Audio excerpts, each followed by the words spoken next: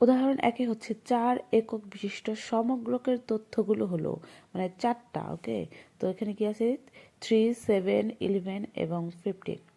এই সমগ্রক হতে পুনঃস্থাপন করে, এখানে পুনঃস্থাপন করে বলা হয়েছে 2 একক বিশিষ্ট নমুনাগুলো বিবেচনা করে প্রশ্ন হচ্ছে সমগ্রকের গড় ও সমগ্রক পরিমিতি ব্যবধান নির্ণয় করো। এবং 2 নম্বর প্রশ্ন হচ্ছে গড়ের নমুনায়ন বিন্যাসের গড় নির্ণয় করো। তো এবার সমাধান হচ্ছে দেয়া আছে সমগ্রকের আকার, যেখানে তো বলে দিছে 4 একক বিশিষ্ট মানে 4টা। তো সমগ্রকের আকার হচ্ছে বড় হাতের n = 4, আর নমুনার আকার হচ্ছে এখানে 2 একক বিশিষ্ট বলা হয়েছে, এই জন্য নমুনার আকার n = 2। তো সমগ্রকের তথ্য মান, এখানে তথ্য কয়টা দেওয়া আছে 4টা, 3, 7, 11, 15, এখানেও তাই আছে। তো এটার সামেশন এই সবগুলো যোগ করে হচ্ছে 36। তারপরে এটা আমাদের বের করতে হবে x - মিউ স্কয়ার।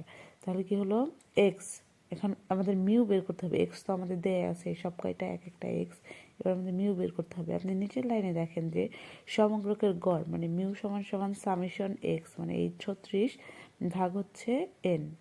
তো 36 আর আমাদের বড় হাতের n সমান কত আছে 4 = 9। তো এখানে কি হবে x এর জায়গায় হচ্ছে 3 বসাতে হবে আর মিউর জায়গায় 9। তো এই দুইটা বিয়োগ করলে কি হয় -6, -6 স্কয়ার কি করলে হয় 36। তারপর আবার পরেরটা হচ্ছে 7, মানে x হচ্ছে 7 আর মিউ আছে আমাদের 9। তো 7 থেকে 9 বিয়োগ করলে কি হয় -2। তো -2 কে স্কয়ার করলে হয় 4। তো এভাবে বাকিগুলো বের করে নিতে হবে এবং এটার সামেশন হচ্ছে 80। তারপরে সমগ্রকের পরিমিতি ব্যবধান, এটা হচ্ছে সূত্র এখানে রুট দিয়ে আমাদের এখানে কি আছে এটাকে রুট করা হয়েছে। তো 84 আর এটার সামেশন হচ্ছে এটা। তারপর হচ্ছে পুনঃস্থাপন করে, মানে পুনঃস্থাপন করে 2 একক বিশিষ্ট নমুনা বিবেচনা করে নমুনার সংখ্যা n স্কয়ার সমান n সমান আমাদের আছে 4। তো 4 স্কয়ার সমান 16। তো এখানে আমাদের S1, S2, S3 যেহেতু এখানে 16টা বের হয়েছে, তো এখানে 16 পর্যন্তই হবে। S1, S3, S2, S3 এভাবে একদম এক সিরিয়াল থেকে লিখে 16 পর্যন্ত হবে, যেহেতু আমাদের এখানে 16 বের হয়েছে। তো আমাদের পুনঃস্থাপন করে বলা হয়েছে, তো পুনঃস্থাপন করলে কি হবে 3 দুইবার নিতে হবে, মানে তাহলে 3, 3, তারপর হচ্ছে 3, 7, 3, 7, 3, 11, 3, 11, 3, 15, 3, 15 এভাবে। তারপর যেহেতু পুনঃস্থাপন করে বলা হয়েছে 7টাকেও দুইবার নিতে হবে। তো আমরা প্রথম থেকে শুরু করি 7, 3, 7, 3, 7, 7, পুনঃস্থাপন করে বলা হলে 7, 7ও হবে, 7, 7।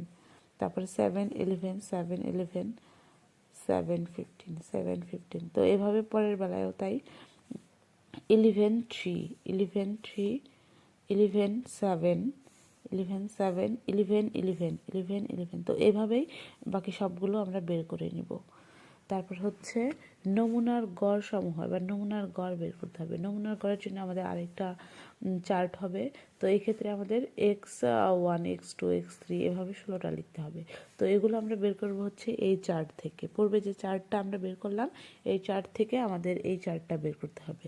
তো আমাদের এই ক্ষেত্রে হচ্ছে 3, 3 যোগ করলে কত হয় 6, 6কে 2 দ্বারা ভাগ করতে হবে। তো 2 দ্বারা ভাগ করলে কি হয় 3। তারপরে হচ্ছে 3 আর 7 যোগ করতে হবে। 3 আর 7 যোগ করলে কি হয় 10, 10কে 2 দ্বারা ভাগ করলে কি হয় 5।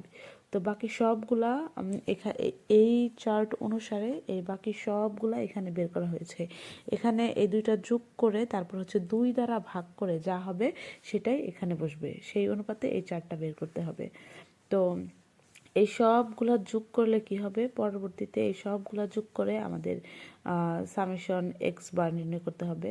তো আমাদের নমুনার গড়ের নমুনায়ন বিন্যাসের গড় হচ্ছে, আর এটা হচ্ছে সূত্র মিউ এক্স বার সমান সামেশন এক্স, মানে এই সবগুলো যোগ করে যা হবে সেটাকে 16 দ্বারা ভাগ করতে হবে সমান 9। এটাই অ্যান্সার।